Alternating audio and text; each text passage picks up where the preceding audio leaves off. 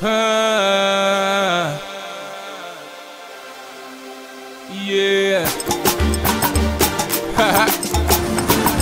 Praise the Lord.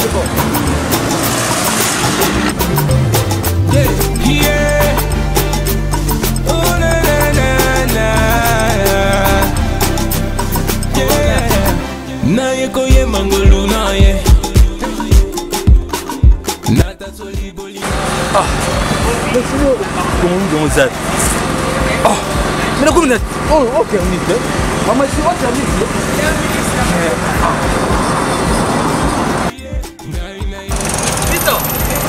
Mister, oh, yeah. La papaya kat.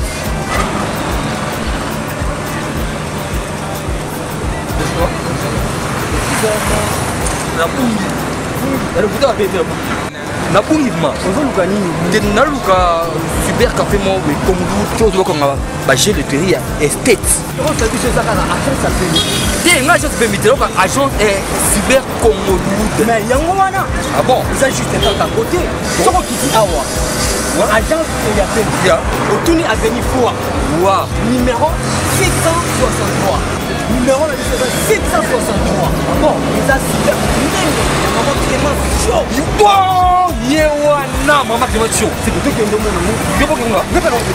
Merci à toi qui est bien. Donc vous avez la tête, hein? Tout le monde en a la tête. Merci. Quand tu as la métro, là, il y a maman Clément chaud. Dallas. Maman Clément chaud. Dallas. Allez, comment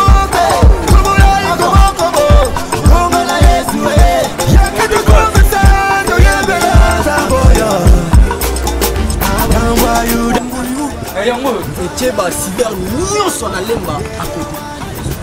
Vas-y Bena, Katouka. Cyber café congolais. Yango. Oui, et bah cyber nous sur la lemba. Katouka. Poto yango. Te poste. Oh, maman Clémence chaud. Non, maman. Ah, oh fit nga makasi ya. Ah, mais non nous na hôtel. Excusez, bonjour. Bonjour. Il y a un cyber congolais, hein?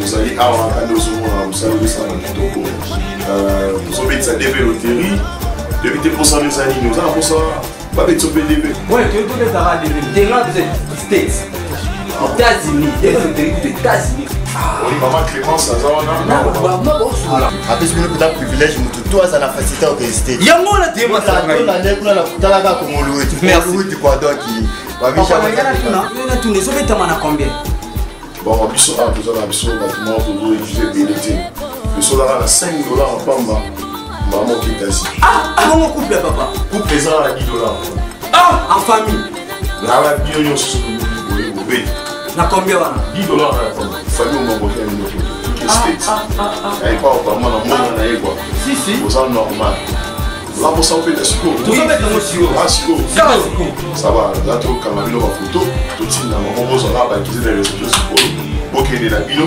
donc dans la rester qui m'a maman vous on kaka siko ne tozo kaka siko besoin merci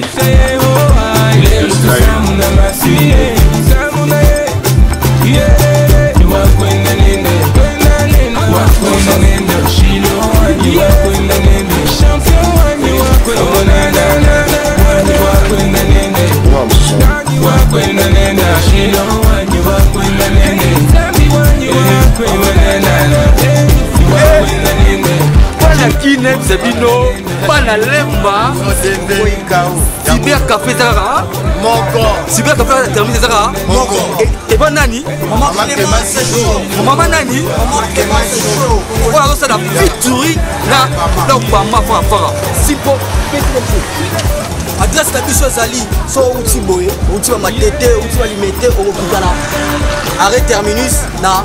PMI, l'agence la biso PMI, au Tunikara Avenue Froid, numéro 763. Au Koutana, Nanazir, à la 4 États-Unis, pété. Hollywood, et tu vas cyber nyonso. Katouka. Baba, ya, on a la question. Deuxième.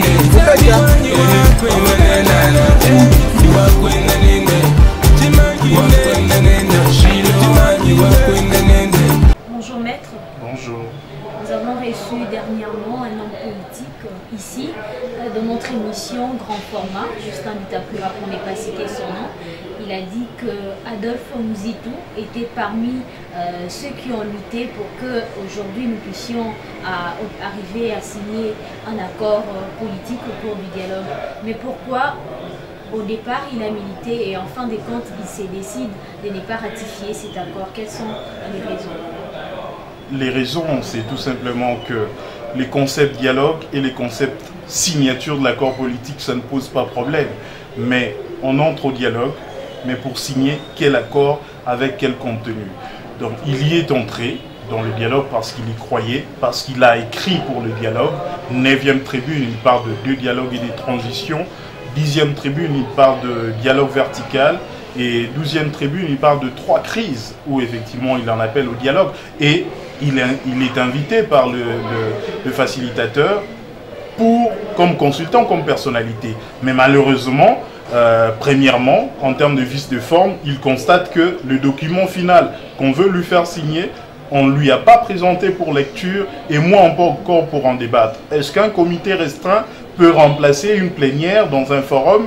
Il ne pouvait pas donc accepter de signer un document qu'il n'a ni lu, pour lequel il n'a pas débattu. Et deuxième raison de forme, il a pensé que le dialogue devait rester permanent, qu'on devait créer une ouverture pour ceux qui n'ont pas participé, pour venir en débattre et modifier l'accord si nécessaire. Mais malheureusement, cette disposition a été enlevée. On laisse seulement une disposition qui permet aux autres de venir y adhérer. Et les raisons de fond, c'est qu'on a mis en place un délai pour l'organisation des élections qui n'est pas impératif, qui n'est pas certain. On parle d'avril 2018, mais par la même occasion, on donne à la CENI et au comité de suivi le pouvoir de modifier la date pour l'organisation des élections. Et l'arrêt de la Cour constitutionnelle ne dit pas le contraire, parce que cet arrêt donne à la CENI tout le pouvoir d'organiser les élections quand elle voudra, en tenant compte de conditions techniques, de contraintes techniques et financières. Eh bien, la dernière raison sur le plan de fond, c'est que nous savons que les caisses de l'État ne sont pas seulement vides, mais sont en déficit. On a pu mobiliser que 300 millions de dollars en 4 ans. Est-ce qu'on saura mobiliser 900 millions en une année, pendant que nous sommes sur le plan économique dans une situation de récession, d'où il en appelle plutôt à des réformes qui doivent être mises en place pour qu'on mobilise des fonds sur le plan interne et sur le plan international. Ce n'est que de cette façon-là qu'on pourra financer les élections. Et comme toutes ces conditions n'étaient pas réunies dans l'accord, même si il a voulu de ces dialogues, il ne pouvait pas signer. Comme vous l'avez cité dans les raisons qui ont poussé Adolphe Muzitu à ne pas signer l'accord, vous avez mentionné la non-analyse du document. Est-ce que nous pouvons dire aujourd'hui que cet accord qui a été déjà signé par d'autres partisans au dialogue ne pourra pas résoudre la crise actuelle en RDC? Non, nous on considère que cet accord contient quand même un certain nombre de points positifs. Il n'est pas mauvais dans l'absolu, il y a des points positifs, mais il y a des points négatifs qu'on doit nécessairement corriger à travers ce que nous appelons un deuxième round du dialogue, où effectivement les autres doivent venir pour y adhérer parce qu'effectivement il faut cette cohésion pour qu'on puisse mobiliser des fonds sur le plan international, mais pour qu'on puisse aussi asseoir la confiance au niveau de l'opinion nationale. Mais aussi, il n'y a pas seulement cette question de la cohésion, il y a cette question de l'élection qui doit être fixée. L'opinion nationale et internationale doit se fixer sur une date impérative que la CENI et tous les autres partis politiques vont respecter pour que l'élection se tienne à cette date. Il n'est pas important aujourd'hui de faire un deuxième glissement qui est inutile, mais aussi dans l'accord qui devra, tel que ça devra être modifié, il faudra que, même à travers des documents annexes, qu'on mette en place un certain nombre de principes, de réformes à mettre en place, pouvant nous permettre d'augmenter un peu plus les budgets pour qu'on finance les élections et avec des ressources internes, mais aussi avec l'appui de la communauté internationale.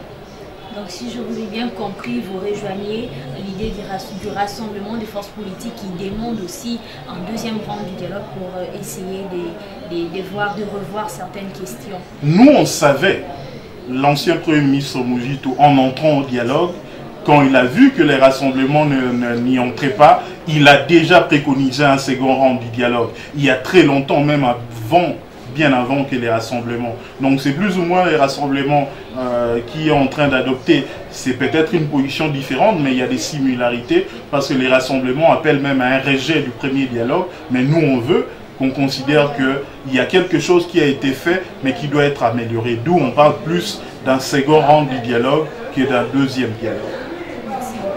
C'est moi qui vous remercie.